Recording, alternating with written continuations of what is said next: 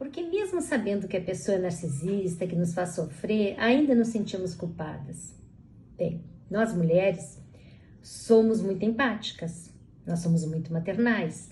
Nós desde criancinha fomos educadas assim.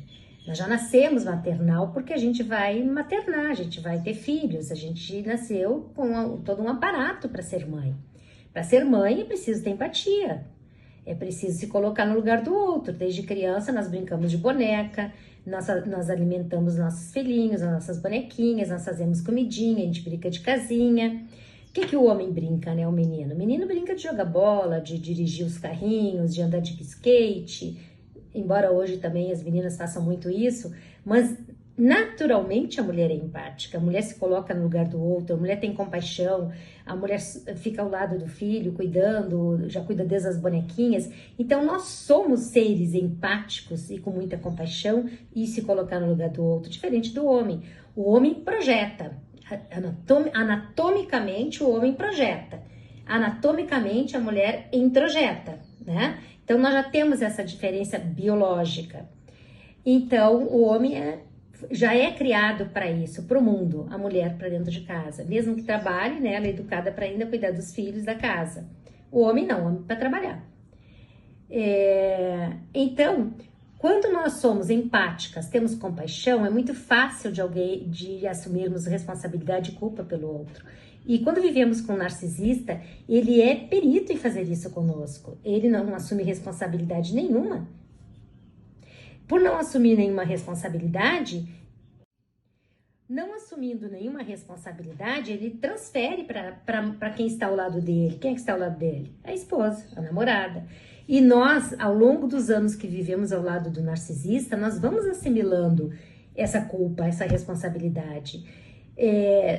Você precisa ser muito forte, ter muito entendimento, ter uma estrutura psíquica muito consistente para entender assim, não, em toda e qualquer relação é 50% de cada um, ninguém faz nada sozinho, mas a gente acaba se perdendo nesse emaranhado que é viver com o narcisista, nessa montanha russa, né, nessa instabilidade emocional, e a gente acaba entrando nessa relação como se fosse a responsável por tudo. A gente acaba fazendo de tudo para não incomodar, acaba pisando em ovos, acaba cedendo tudo para poder viver para aquele casamento, acaba fazendo tudo que eles determinam que façamos. Então é fácil da gente introduzir essa culpa e ficar. E como ser humano é muito fácil da gente assumir culpas. A gente já parece que já vem culpado, né? Parece que já nasce culpado, isso é nosso. Possivelmente você já tenha vindo de uma família onde você se sentia assim. Procure observar assim, ó, de que família eu vim, qual era o meu ambiente familiar, como é que era saudável?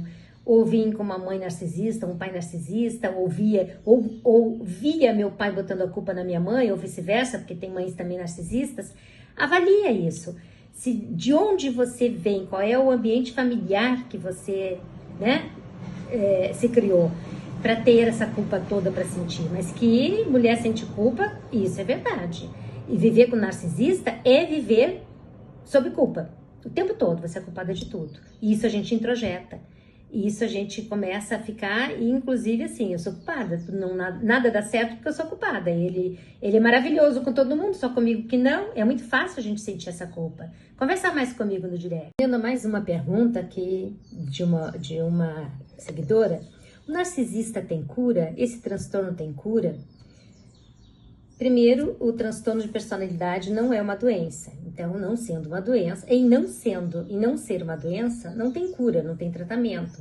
Na verdade, é um transtorno de personalidade. É a forma como a pessoa se comporta, sente, age, interage, né? A forma como a pessoa se posta no mundo. É a personalidade da pessoa.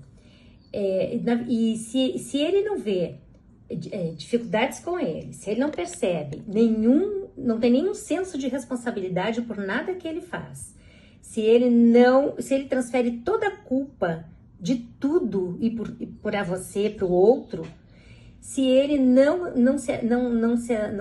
assimila nenhuma responsabilidade, nada do que ele faz, nenhum comportamento que ele tenha, que ele pensa assim, ó, porque ele tem noção do que ele faz, ele tem consciência, diferente do psicopata.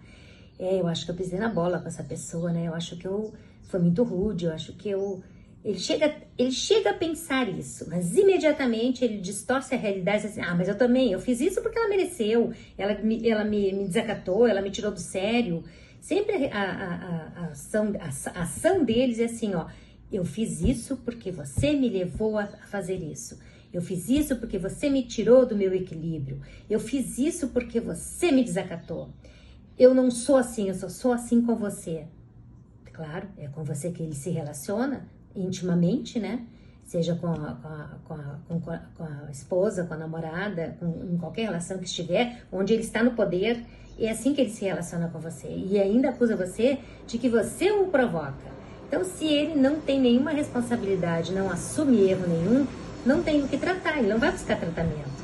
Ele sempre vai dizer que você é a louca, que você que tem que se tratar, que você tem que buscar ajuda. Então, não existe tratamento para uma pessoa que não reconhece que precisa. Bom dia, minha audiência. Bom dia, meus seguidores, minhas seguidoras. Hoje, terça-feira, vamos iniciar, né, respondendo as perguntas da caixinha, que eu fiquei muito feliz com tanta pergunta, né? E sei que a dúvida dos meus seguidores, a dúvida da minha audiência, vou responder. Uma das perguntas é assim: como saber se estou num relacionamento narcisista? Parece simples, né? Mas vai depender. Você não precisa de diagnóstico, você não precisa identificar todos os comportamentos didaticamente, como eu ensino, né? Basta você entrar em contato com você mesma, com a sua essência e responder para você: eu estou feliz nessa relação? Eu estou completa? Eu posso ser eu estou sendo eu mesma? Eu sou valorizada? Eu sou qualificada? Eu recebo o que eu mereço receber de dignidade, de valor? Nessa relação, o tanto que eu dou é o tanto que eu recebo, ou eu dou muito e não recebo nada? O que eu faço é visto? É reconhecido? Seja numa relação com seu namorado, com seu marido, com a sua mãe, com seu irmão, com seu pai, com seu chefe, com a sua colega, com a sua amiga, com seu marido, né? Seja em qual relação for, tem que estar em equilíbrio, dar e o receber. Eu não posso me doar e não ter nada em troca. Isso não é amor, né? Isso é falta de amor. Então, se você está numa relação que você está feliz, está satisfeita, está plena, está completa, que lhe deixa para cima, que lhe deixa suave, leve, que lhe deixa muito bem, você não está numa relação com um narcisista, você está numa relação de equilíbrio, com um homem normal, como você é normal. Agora, quando você está numa relação, em que circunstância for, né, em que papel ou contrapapel você estiver, como filha, ou como sogra, ou como nora, ou como colega, seja em que relação for, se essa relação está lhe sufocando, está lhe fazendo mal, está lhe adoecendo, está deixando você deixando de ser quem você é, para poder agradar, para poder manter a relação, é lógico que você não está numa relação com uma pessoa adequada, seja em que circunstância for, em que relação for. Então, se você responder para você mesma, eu estou feliz nessa relação, tá pronto. Você não precisa se preocupar com mais nada, apenas continuar a relação. Espero ter respondido.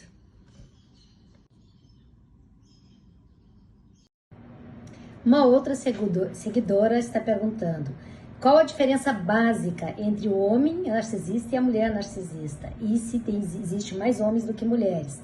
A diferença básica entre um homem narcisista e uma mulher narcisista é a formatação de gênero. Nós sabemos que o menino, desde criança, pode se manifestar raiva, chutar, né? Porque ele já aprendeu a chutar bola, então chutar uma porta, chutar alguma coisa, né? Quando tá com raiva. Mas a menina não. A menina não é permitido mostrar raiva. É feio a mulher ser agressiva, violenta, mostrar raiva, dizer que não gostou, dizer não. Mulher tem que ser comportadinha. Mulher tem que ser boa, boazinha, bondosa. E como nós temos essa formatação de gênero, o que nós ganhamos quando criança, quando meninas, né? Nós ganhamos um ferrinho de passar roupa, nós ganhamos panelinhas, nós ganhamos... Então a gente foi formatada para ser mulherzinha. E o menino ganha a bola, né, para jogar futebol, ganha o carro para ter vontade de dirigir desde cedo, para se precisa se identificar com o pai. Então ele foi formatado para ser homenzinho. Então basicamente é a formatação de gênero. Mas, e aí, assim, as pesquisas mostram que tem de 50% a 70% são mais homens que mulheres. Possivelmente porque para a mulher não é permitido ser mazinha, né? Na verdade, quando a mulher se manifesta, ela é taxada como, nossa, essa mulher é muito, como é masculinizada. Então a mulher evita de colocar a raiva, ela faz mais assim por meio dos panos, ela faz mais uma coisa mais sem que ninguém perceba, mais escamoteado, com mais máscaras. Mas existem muitas mães, sim, narcisistas, muitas esposas, muitas sogras, muitas noras, claro que existe, com certeza. Não é só do homem, é da mulher também. Mas as pesquisas mostram que existe mais homens que mulher. Olá, voltando para responder as perguntas, os questionamentos. E uma pergunta foi de uma mãe preocupada com uma filha adolescente que está começando, né, a se relacionar, a despertar para as paixões adolescentes. Pergunta: quais os conselhos que você daria para as meninas que estão em fase inicial de relacionamento, para não caírem em armadilhas com homens perigosos? Não tem conselho. Se o conselho fosse bom, né, como diz o ditado, não seria dado, seria vendido, né? E a preço bem alto. Não tem conselho, mas tem uma observação. Como você é tratada pelo seu marido, pelo pai dessa adolescente? Você é respeitada como mulher, você tem seu espaço, a sua liberdade, você é amada, valorizada, qualificada? É como você é tratada e como ele trata a filha é que vai ser o norte para ela, vai ser o parâmetro, a medida dela, a régua dela. Se ela vê um pai amoroso, afetivo, que valoriza, que qualifica a mãe e tem um ambiente saudável em casa, um ambiente de amor e de afeto, de acolhimento e de valorização pela mulher, ela vai ter uma régua para medir, um parâmetro para identificar quando ela não for bem tratada. Quando ela encontrar um namorado que não valorizar, que não a vê como uma menina que deve ser vista, né, com todo o valor que tem, com todo o carinho que deve receber, com todo o afeto, tudo que ela merece receber e que ela vê a mãe recebendo do pai, vê a avó recebendo do avô, é um contexto familiar afetuoso, onde a mulher é valorizada, ela vai ter isso como regra para ela. Então não tem conselho, tem exemplo, bons exemplos. Espero ter respondido. Se não, manda no direct que a gente conversa mais, tá bem? Um beijo. Como é que o narcisista age depois de uma briga? Como se nada tivesse acontecido. Ele grita, ele berra, ele expõe você ao ridículo, ele xinga, ele insulta, ele acusa, diz que você é culpada de tudo, não se responsabiliza por nada e depois ele fica super bem porque ele descarregou toda a ira narcísica dele. E aí ele fica bem. Por quê?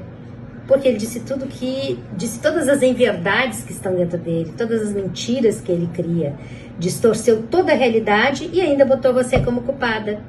Não se iluda, nunca discuta com um narcisista, você perde sempre, porque ele é especialista em não se responsabilizar por nada, ele é especialista em botar a culpa em você, e você sai da discussão muito pior, porque não conseguiu falar a verdade, as coisas como tem que ser faladas, não conseguiu argumentar e nem foi ouvida, porque ele não interessa ele ouvir, interessa ele falar o que ele quer. Ontem, quando eu fui pegar o elevador para subir para o meu apartamento, a minha plumada fica bem próxima de uma brinquedoteca, onde muitas babás ficam ali com as crianças, né?